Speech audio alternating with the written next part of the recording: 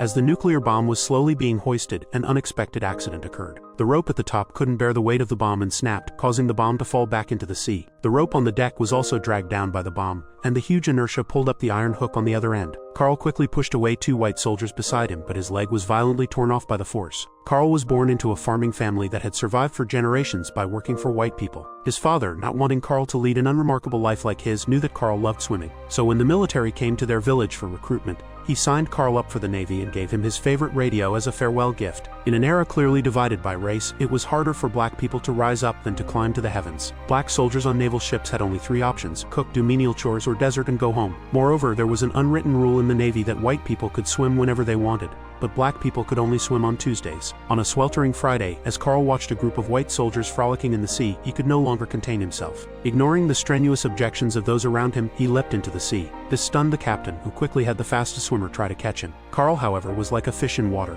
not only evading capture but also outdistancing the soldier by a wide margin, only to end up confined in a small dark room by the military. Carl thought his dream of being a soldier was over, but the captain's decision changed his fate. Report to the search and rescue team tomorrow, he was told. Hearing he wouldn't have to be a cook anymore, Carl hurriedly wrote home to share the good news. Carl thought his father would soon hear of his achievements, but the plane carrying his letter crashed soon after takeoff. The pilot was trapped underwater and unable to escape. Just when everyone was worried, a diver slowly ascended from the water, successfully rescuing the trapped pilot. This diver was none other than the Navy's chief diving officer, Billy. Seeing the diving suit, Carl suddenly found his life's calling. He told the captain he wanted to apply to diving school, but the captain said it was impossible, as the school had never admitted a black student. However, moved by Carl's determination, the soft-hearted captain decided to help him write an application, leaving the rest to fate. After writing over 100 petitions in 2 years, Carl finally got the chance to enter diving school. Just as the captain had said, all the students were white and they were very unfriendly to black people. The guard, seeing Carl report for duty, thought he was seeing things and hurriedly called his superiors to confirm. At that moment, a car drove out from inside the school carrying Carl's idol, Billy. 2 years ago, Billy had been the Navy's chief diving officer, but he disliked the bureaucratic style and often openly defied orders from superiors, which led to him being assigned to this school as a new recruit instructor. Seeing black Carl reporting for duty, Billy provocatively said, hoping that Carl was there to work as a cook and that his cooking would meet his taste. After saying that, Billy pressed the gas pedal and sped away, not allowing Carl to enter the school. Accustomed to being treated differently, Carl did not give up. Watching the white students smoothly enter the school, Carl became even more determined to turn his life around on his own. He stood upright at the entrance without food or drink for an entire day, until a carefree Billy drove back to the school and saw Carl still standing motionless at the entrance. Moved by Carl's resilience, Billy finally allowed him to step through the gates of his dream school. Just as Carl was beginning to feel a bit of joy, his mood was shattered by the disdainful looks of the white soldiers. He tried to greet his new classmates, but was instead met with a mouthful of spit. In those days, the inherent disdain whites had for blacks was unavoidable. According to tradition, the school organized a welcome ceremony for new students. The students in the dorm quickly formed 2 lines to welcome Carl. However, a white soldier spoke up saying, "I refuse to sleep in the same room as this nigger," and with that he picked up his luggage and left. This action led others to follow suit. Billy, seeing this, did not intervene but instead smirked at the situation. Soon, only Carl and another white student who was ostracized for his stutter were left in the dormitory. In that moment, these 2 lonely souls found solace in each other in a world free from prejudice. At 1 o'clock in the morning, Carl was abruptly awakened by a bucket of cold water. Billy informed him that it was time to start training. As Carl stepped out the door, he was immediately blasted by a high-pressure water hose and then forcefully dunked underwater. Billy claimed it was special training for diving, but Carl knew it was actually because of racial prejudice. Nevertheless, to graduate successfully, he had to swallow these insults. Not only was he treated specially by the instructor, but the white student willing to share a room with him also suffered. The next day during training, Billy picked up a heavy weight and threw it at the stuttering student's stomach, pushing him into the water. As a swimming champion, the stutterer could have held his breath underwater for 4 minutes, but because he was unprepared due to the attack, he surfaced in less than 2 minutes. Using the excuse of falsified results, Billy expelled him. Carl knew it was his presence that had caused the stutterer's downfall. Disappointed in this prejudiced world, Carl became even more determined to prove himself and excel. In the subsequent parts assembly test, Carl consistently performed excellently, which started to change Billy's perception of him. However, being a diver required not only practical skills but also academic knowledge, which was a significant challenge for Carl, who had only attended school for a few years. He scored a dismal 37 points on a test, and the instructor warned him that failing again would result in expulsion. With no one willing to tutor him at school, Carl went to the library on weekends to study on his own. There he met Jojo, a black girl who was the library's clerk and also a top student. Carl asked her to be his tutor. Jojo initially wanted to refuse because she had her own exams to prepare for and didn't have much free time. However, seeing Carl's sincerity and recognizing the spirit of resistance in him, she agreed to help him with his studies during her free time. While many people might give up when faced with obstacles, Carl refused to allow himself to do so. Born into humility with an uncertain future, he was determined to fight for his life's worth. As they spent time together, Carl and Jojo not only developed feelings for each other, but Carl's academic performance also soared beyond the passing line. One day, the school organized an underwater practical training exercise. 2 recruits had to dive to the seabed to repair a hole in a sunken ship.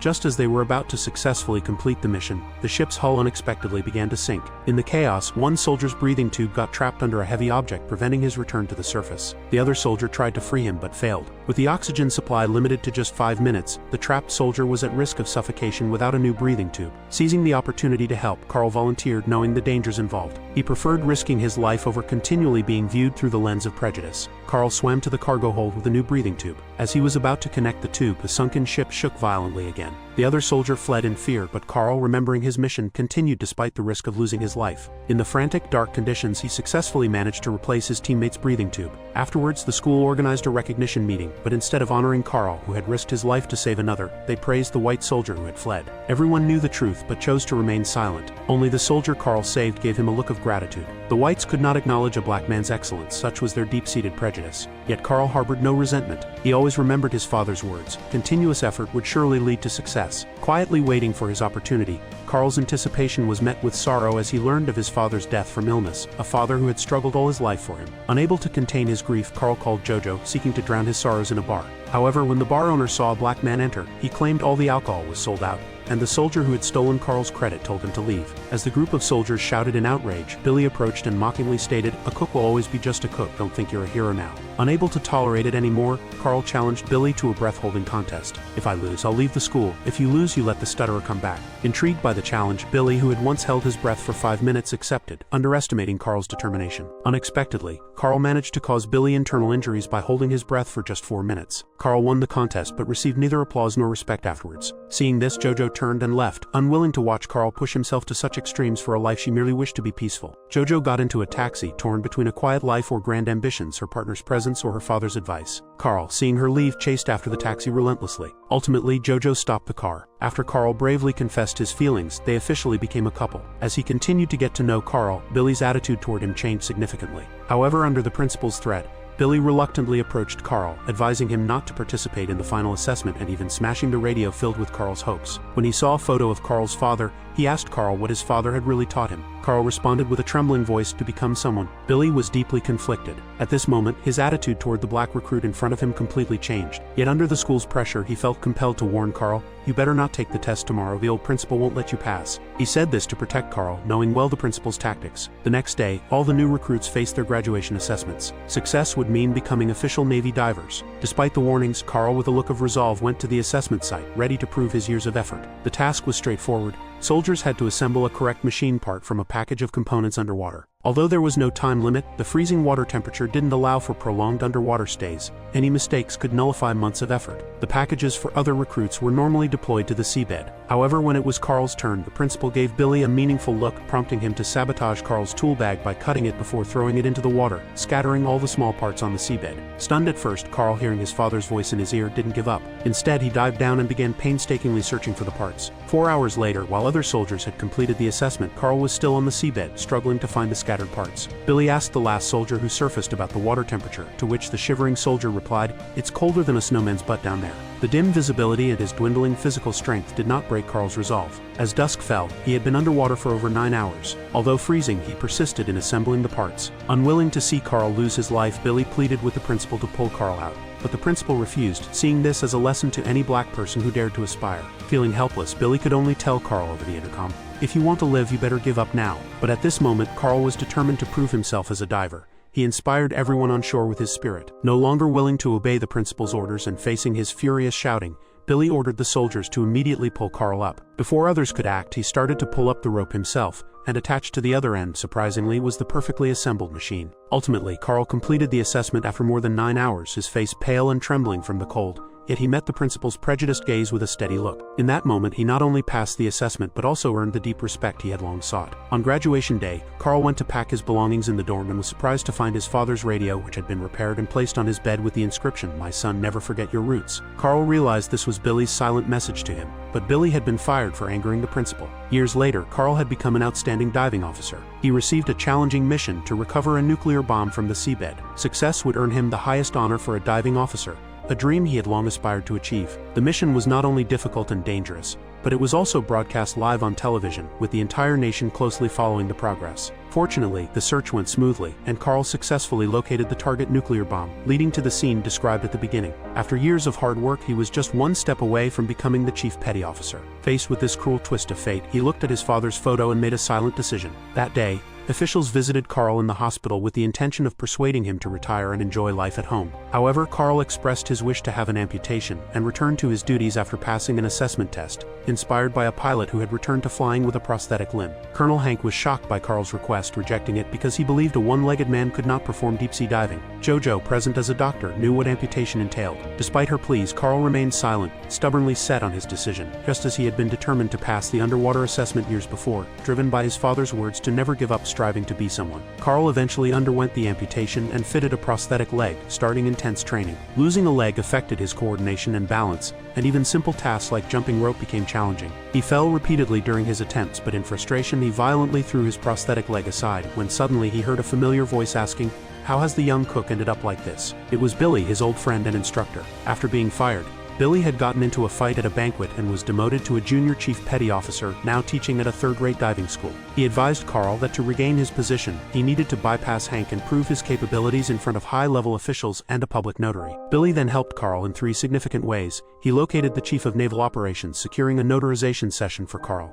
He approached Hank using media pressure to buy Carl 4 weeks of training time, and he returned as Carl's instructor. From then on, the two spent all their time together. Billy, no longer the harsh instructor he once was, patiently guided Carl through every movement. Carl trained relentlessly. As the sun rose over the distant sea, Carl ran along the coastline and across green lawns, gradually adapting better to his prosthetic limb. The 4 weeks quickly passed and the day of the notarization assessment arrived. Carl donned his prosthetic limb and, looking at the radio left by his father, which symbolized years of perseverance, walked resolutely to the meeting room. However, at the entrance he was obstructed by Hank, who forbade Billy from entering, leaving Carl to face the challenge alone. The assessment began officially, and Hank made a big issue out of Carl's single leg, questioning his ability compared to the younger recruits. Carl responded calmly and confidently, suggesting they should ask if the newcomers could match him instead. Frustrated, Hank pulled out his trump card, a new set of heavy naval diving gear weighing over 290 pounds. With a sly smile, Hank challenged Carl, stating, "You think you're capable? Just walk 12 steps in this gear, and we'll acknowledge your ability to resume your position. Or you can give up now if you're scared." Carl knew this was a deliberate hurdle,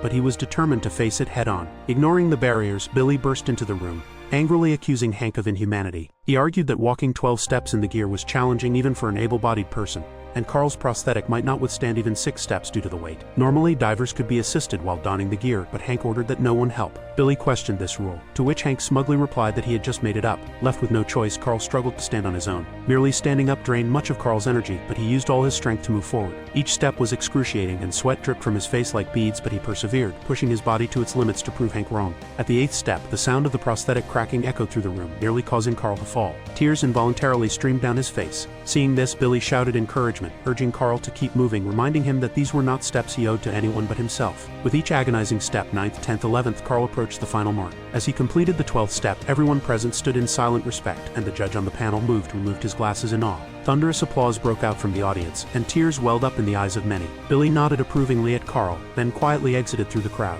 Before leaving, he gave Carl a solemn military salute, which Carl returned with firm conviction. In this moment, Carl had not only achieved his dream but also honored those who had supported him silently throughout his journey. Thanks for watching.